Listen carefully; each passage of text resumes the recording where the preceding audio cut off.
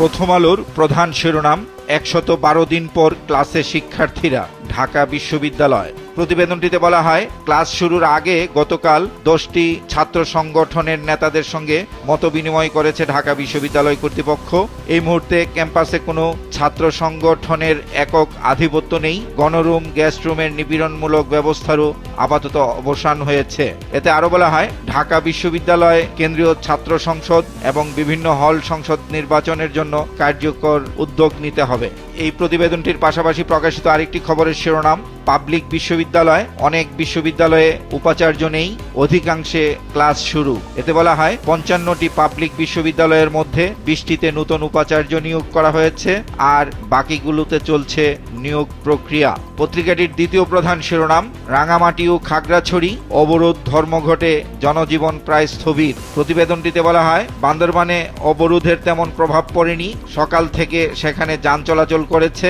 আর রাঙামাটিতে ১৪৪ ধারা বলবৎ রয়েছে, খাগড়াছড়িতেও ১৪৪ ধারার মেয়াদ বাড়েনি। সহিংসতার ঘটনা তদন্তে উচ্চ ক্ষমতা সম্পন্ন একটি টিম গঠন করা হবে। পত্রিকাটির প্রথম পৃষ্ঠার দ্বিতীয় ভাজে প্রকাশিত আরেকটি গুরুত্বপূর্ণ খবরের শিরোনাম, গ্লোব জনকণ্ঠ শিল্প পরিবার, সালমানের সুপারিশে ঋণ এখন পুরোটাই খেলাপি। প্রতিবেদনটিতে বলা হয়, বন্ধ প্রতিষ্ঠানকে ২২৫ কোটি টাকা ঋণ দিয়েছিল জনতা ব্যাংক, এখন গ্লোব জনকণ্ঠের কাছে খেলাপি দাঁড়িয়েছে মোট ৮০০ কোটি টাকা। শেষ পৃষ্ঠায় প্রকাশিত তাদের আরেকটি গুরুত্বপূর্ণ খবরের শিরোনাম, পূজায় ৩০০০ টন ইলিশ যাবে ভারতে, বাণিজ্য মন্ত্রণালয়ের সিদ্ধান্ত। এতে বলা হয়, দুর্গাপূজা উপলক্ষে রপ্তানিকারকদের আবেদনের পরিপ্রেক্ষিতে ভারতে ইলিশ রপ্তানির সিদ্ধান্ত নেওয়া হয়েছে। আবহাওয়া প্রসঙ্গে প্রকাশিত খবরের শিরোনাম, উত্তর মধ্যাঞ্চলে তাপপ্রবাহ চলবে, উপকূলে বৃষ্টি শুরু। সমকালের প্রধান শিরোনাম, জো বাইডেনের সঙ্গে বৈঠক হচ্ছে ডক্টর ইউনূসের, জাতিসংঘ অধিবেশন। প্রতিবেদনটিতে বলা হয়, দুই দেশের নেতার এমন বৈঠক ৩ দশকে প্রথম। আর জোরালোভাবে বাংলাদেশের পাশে থাকার বার্তা দিয়েছে যুক্তরাষ্ট্র। দ্বিতীয় প্রধান শিরোনাম, বিশ্ব নদী দিবস আজ, আন্তঃসীমান্ত ৫৭ নদীতে অধিকার হারা বাংলাদেশ। প্রতিবেদনটিতে বলা হয়, আন্তঃসীমান্ত ৬৯টি নদীর স্বীকৃতি আজও মেলেনি, অভিন্ন নদীতে বাঁধ দেওয়ার ক্ষেত্রে নেই সতর্কতা ও সমঝোতা, ভারত পানি ছাড়ার আগে জানানোর প্রয়োজন মনে করে না। সিরাজগঞ্জে বিএনপির শহীদ স্মরণ সভা নিয়ে প্রকাশিত খবরটির শিরোনাম, সিরাজগঞ্জে তারেক রহমান আংশিক সফল, সামনে অনেক পথ বাকি।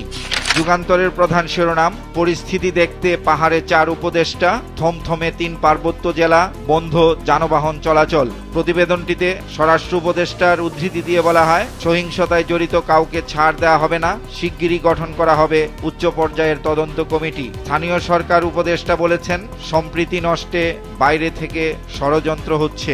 পত্রিকাটির প্রথম পৃষ্ঠায় প্রকাশিত আরেকটি গুরুত্বপূর্ণ খবরের শিরোনাম, অভিভাষণে প্রধান বিচারপতি, বিচার বিভাগে পৃথক সচিবালয় জরুরি। প্রতিবেদনটিতে বলা হয়, শিগগিরই এ সংক্রান্ত প্রস্তাব পাঠানো হবে আইন মন্ত্রণালয়ে। পত্রিকাটির শেষ পৃষ্ঠায় প্রকাশিত আরেকটি গুরুত্বপূর্ণ খবরের শিরোনাম, নানা অপবাদে মব জাস্টিস, বর্বরতার উৎসবে ঝরছে তাজা প্রাণ।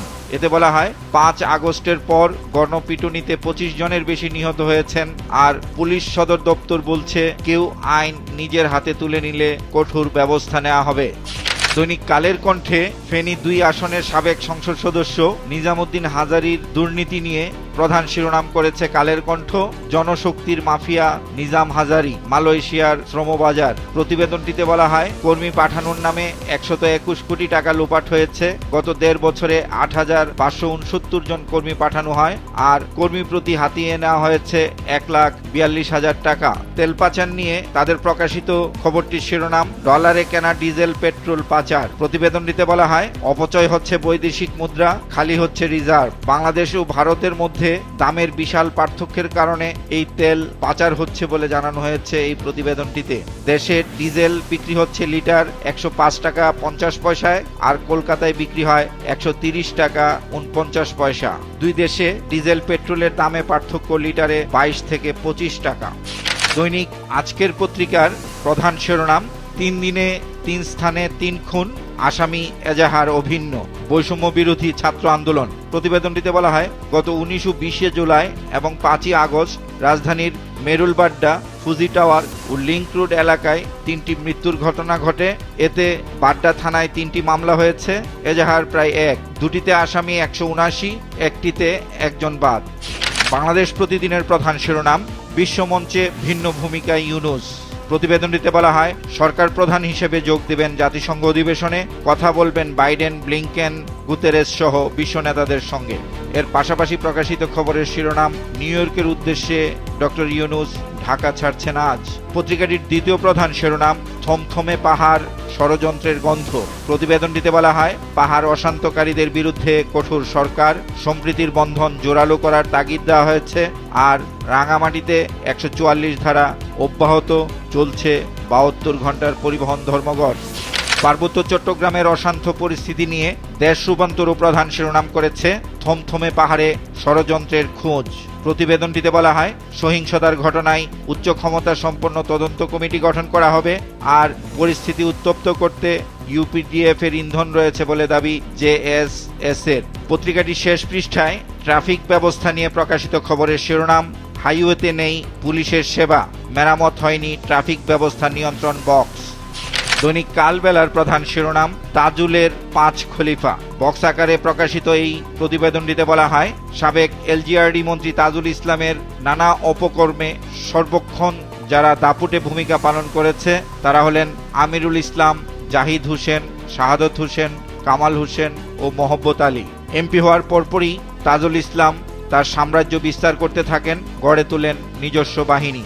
তাদের তাণ্ডবে আওয়ামী লীগের পুরোটা সময় তটস্থ ছিল লাকসাম ও মনোহরগঞ্জবাসী। ইংরেজি দৈনিক দ্য ডেইলি স্টারের প্রধান শিরোনাম, dubious cases we can waste for justice, in many cases crime took place in Dhaka while the accused mostly from complainants home districts. এতে বলা হয়, সন্দেহবশত করা মামলাগুলো ন্যায় বিচার প্রাপ্তির অনুসন্ধানকে কিংবা প্রশ্নকে দুর্বল করে দেয়।